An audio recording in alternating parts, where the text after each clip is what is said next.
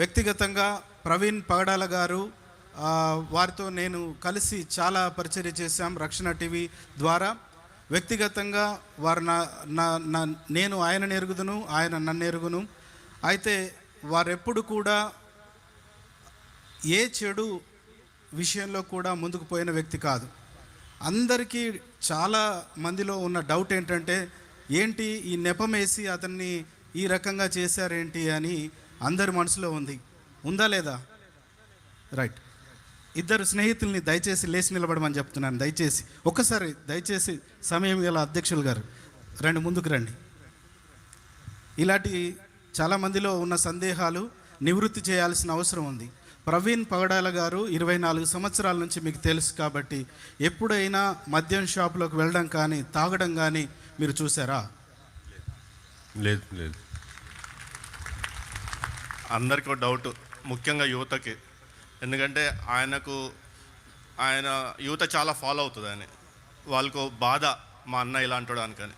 నేను 10 సంవత్సరాలు రాత్రనక పగలనక కొన్ని వేల కిలోమీటర్లు ప్రయాణం చేశాము. ముగ్గురం ఒకే కారులో వెళ్ళే వాళ్ళం, రోడ్డు మీద పడుకునే వాళ్ళం కొన్నిసార్లు. ఏ రోజు కూడా మేము ఆ వ్యక్తిని ఆ విధంగా చూడలేదు. ఆ 10 గంటల సీసీటీవీ ఫుటేజ్ మా వాడు కాదు. ఏ విధంగా చెప్తున్నా అంటే, ఒకవేళ ల్యాబొరేటరీ నుంచి ప్రవీణే అని చెప్పినా కానీ మేము నమ్మము. అది పచ్చి తాగుబోతు కూడా ఆ విధంగా అన్ని రకాలుగా తాగడండి. సస్తానికి తాగినట్టుంది అదేదో. అంత ఎంఎల్ ఇథైల్ ఆల్కహాల్ శరీరంలో వెళ్ళినాక అతను డయాబెటిక్. చాలామందికి తెలియదు అతను డయాబెటిక్ అని. మనిషి బతకడు అంత తాగితే. అన్ని గంటల ప్రయాణం కూడా చేయలేడు. కాబట్టి కృపతో పిలిచిన చోటుకల్లా ప్రతి గ్రామానికి వెళ్ళేవాడు. 2027 వరకు కూడా నా క్యాలెండర్ ఫ్రీగా లేదు. ఎవరిని కూడా ఆ విధంగా చూడలేదు. ఆ విధంగా తాగేవాడైతే ప్రతిరోజు తాగాల, లేదా వారానికి 2-3 సార్లు తాగాల. ఆ వ్యక్తి కాదు అతను.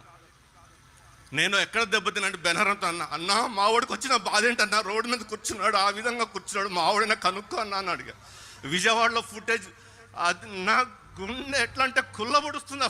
ఇట్లా కూర్చొని ఏదో కోల్పోయినట్టు కృంగిపోయిన వ్యక్తిని ఇంతవరకు చూడలేదు. చూడండి ఆ చిరునవ్వు. 10 సంవత్సరాలు అదే చిరునవ్వు చూసేవాడిని. ఏ రోజు కూడా ఆ విధంగా కృంగిపోయి ఆ వ్యక్తి మాకు తెలియదు. అందుకే ఆ పాట గురించి మాట్లాడదలుచుకోలేదు. థ్యాంక్ యూ వెరీ మచ్ అండి. ముగ్గురికి కూడా నా ప్రత్యేక వందనాలు. ఈ విషయంలో చాలామందికి ఉన్న డౌట్ కాబట్టి ఈ డౌట్ తీర్చడానికి మాత్రమే వారిని ముందుకు తీసుకురావడం జరిగింది.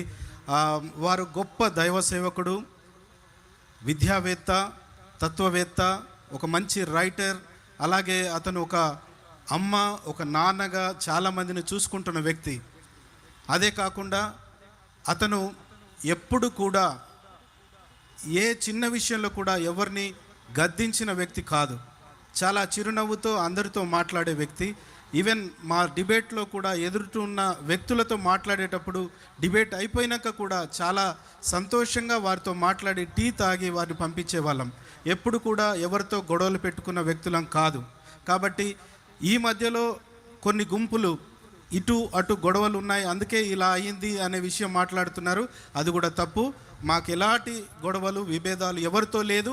కేవలం బైబిల్లో ఉన్న సత్యాన్ని చెప్పాలనే ఉద్దేశంతో, ఆ తపనతో, తాపత్రయంతో ముందుకు వెళ్ళిన వ్యక్తులమే తప్ప వేరే ఉద్దేశం ఏది కాదని మీ అందరి ముందు ఈ మాటలు పెట్టుకుంటున్నాను. అలాగే అధ్యక్షుల వారికి నా హృదయపూర్వక వందనాలు.